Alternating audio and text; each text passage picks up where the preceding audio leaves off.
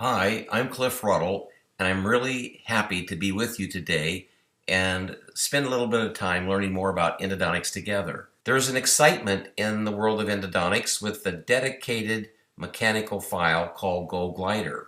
Gold Glider, as its name implies, is a heat-treated file. The file is heated up to a proprietary temperature, allowed to cool down, and you have some significant metallurgical changes. It shows up as number one, a very big improvement in flexibility. Also, heat treatment technology massively improves the resistance to cyclic fatigue. So think about this instrument towards its terminal extent, snaking through a secured canal with a tin, and how it can get down there and achieve length. Another important concept is it's not a fixed tapered file, rather it has multiple progressive tapers over its active portion. And this means that the file does most of its work in the body of the canal, the coronal 1/3 and the middle 1/3. The apical 1/3 of this instrument just is pretty passive and generally will then just follow the pathway that the tin file achieved before it. So how does this instrument fit into the traditional size 10 and 15 manual files? Well, you can look carefully, and if you look at D0, the Gold Glider is about the same as the 15 file, gets a little bit bigger at D4, but we really start to see bigger diameters at D8, 12, and 16.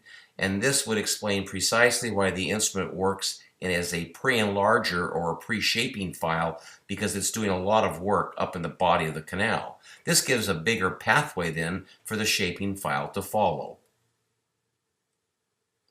So I would invite all of you to consider getting rid of your 15 file, because it is stainless steel, and moving to a much more flexible file that has resistance to cyclic fatigue.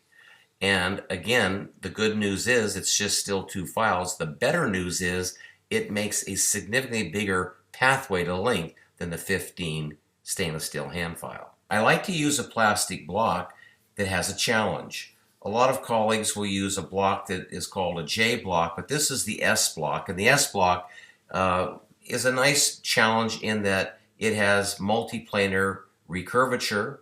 Also, we can see in the plastic block when a file cuts, how it cuts, and we can see the debris that's being generated. And we need to really then appreciate that what we see in this plastic block is what's going on in the teeth inside the patients that visit us daily. Let's take a look. So if we draw a tangent line to the first curve relative to the straightaway portions of the canal, that's about 30 degrees. And if we draw a second tangent line to the second curve relative to the first curve, that's about 35 degrees. So you can see this is a good little challenge. So we use isopropyl alcohol in the block, but notice how little the reciprocation wiggle is. There's not these big gross movements. When you get about a stop short, just slide in. No reciprocation on the handle. This is when you would get working length. Once you have a known working length, use intentional, deliberate, and repeated little short 1/4 millimeter strokes to confirm patency.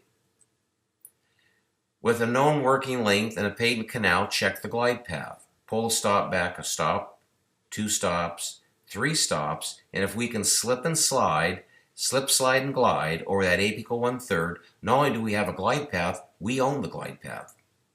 And mechanical instruments will follow. Everybody at home should say follow. Well, here comes our Gold Glider, and notice it's cutting a little bit more up in its body. The tip is just following the slide path from the tin. And notice as we work, we brush a little bit. That relieves pressure on the instrument, allows debris to auger, but the tip again is pretty free. It's very little work done in the last 2-3 millimeters of a Gold Glider.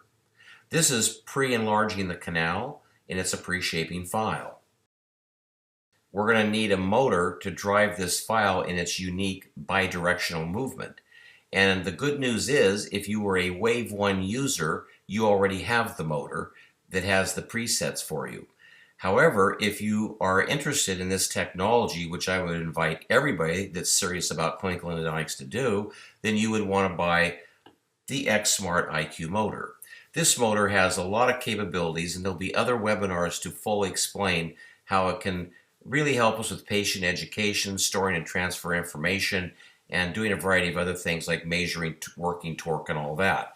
But we would want to operate at between 4 and 5.2 Newton centimeters. That would be, some would consider kind of a high torque for a small file, but that's what it was validated at over many years. So that is the torque, 4 to 5.2, and the rotational speed is 300 RPMs. So go ahead and chuck up the instrument and bring it in. Kind of get back on your handpiece and try not to hold it so close to its most distal end. Don't be pecking. Let it run. Let it float and follow, and let it progressively advance along the glide path. Lift it up a little bit on occasion, and that'll let the debris more fully auger up the flutes and into the pulp chamber. Sharp active blades can engage and help advance the file towards length. So in 1, 2, or 3 passes, we can typically achieve length. Well, you can still see that there's a lot of debris left behind in the lateral anatomy, but we have a super smooth and reproducible glide path. Now, one last comment. In shorter, wider, and straighter canals, you'll probably be able to achieve length in one single pass. However, in longer, narrower, and more curved canals, that's where it might take a second or third pass. And between the passes, we would irrigate the canal to remove debris. We would clean the flutes on the file. We would use a tin file and go back to the terminus to make sure that we had our glide path. And then we would re-irrigate to liberate that debris.